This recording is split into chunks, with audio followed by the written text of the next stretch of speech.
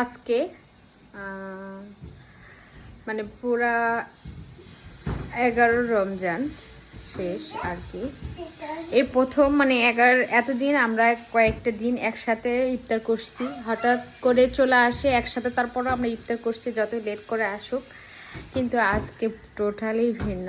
সে আজকে মানে অফিসে ইফতার করবে, তাদের একটা মিটিংয়ে আছে, এই জন্য জরুরি হিসেবে আমাদের চলে গেছে। আজকে ইফতার একা করব, দেখা যাক কেমন লাগে একা ইফতার করতে, কি কি আয়োজন করি একা ইফতার করে। অল্প অল্প করে আছে, এগুলো দিয়েই আজকে ইফতার করব। আসলে জামাই থাকলে মানে টেনশন বাজে, সব কিছু তৈরি করে ইফতার করতে হবে, কিন্তু একাই তো কোনো টেনশন নাই। বেগুন শেষ, এইটুকু বেগুন আছে, এইটুকু বেগুন দিয়ে চপ করবো। আসলে জামাই বলে দিয়েছে প্রতিদিন যেভাবে আমরা ইফতার করি তুমিও সেভাবেই ইফতারটা করবে। খাবে না তা বলতে না, খাইতেই হবে। আসলে সারাদিন থেকে রোজা রাখা তো, ওই জন্য। আসলে কি আর বলবো, একা ইফতার করা যে কত কষ্ট, যারা একা ইফতার করে তারাই বোঝে। কিছু অল্প অল্প করে তৈরি করে নেব, আসলে একাই খাবো, ওই জন্য। আসলে জামাই বারবার বলে দিয়েছে যে সব কিছু তৈরি করে খাবো অল্প অল্প হলেও, আসলে তার কথা তো অবশ্যই রাখতে হবে, এই জন্য সব কিছু অল্প অল্প করে তৈরি করতেছি। পুরোটা ভিডিও দেখবেন, ভালো লাগবে।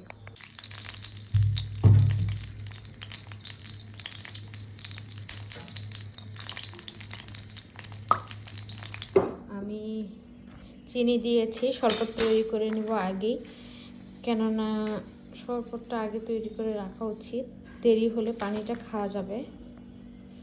এখানে আমি ইসুপগুলির ভুসি আর ট্যাং একে আছে, সেটাই আমার জামাই কিন্তু প্যাকেটটা আনছে, এটার ভিতর দুইটাই মিক্স করা আছে। এখানে আমি একটু পানি দিয়ে ভিজে রাখবো ইসুপগুলি ভুসিটা, কিছুক্ষণ যেন মিক্সড হয়, মানে ফুলে ওঠে।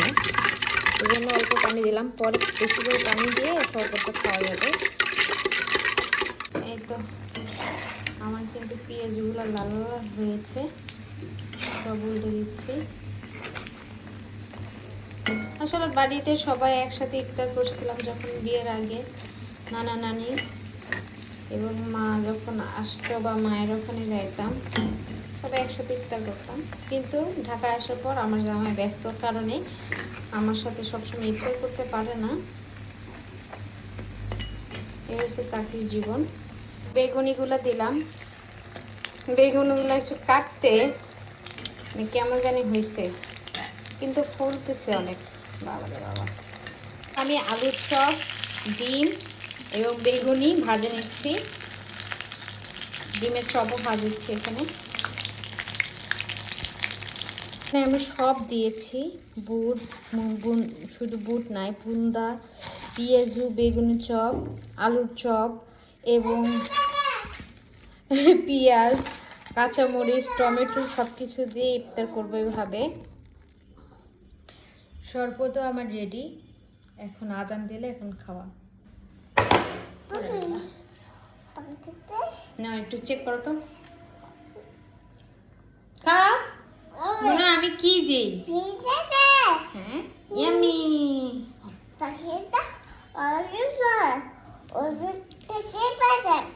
বলো আল্লাহ।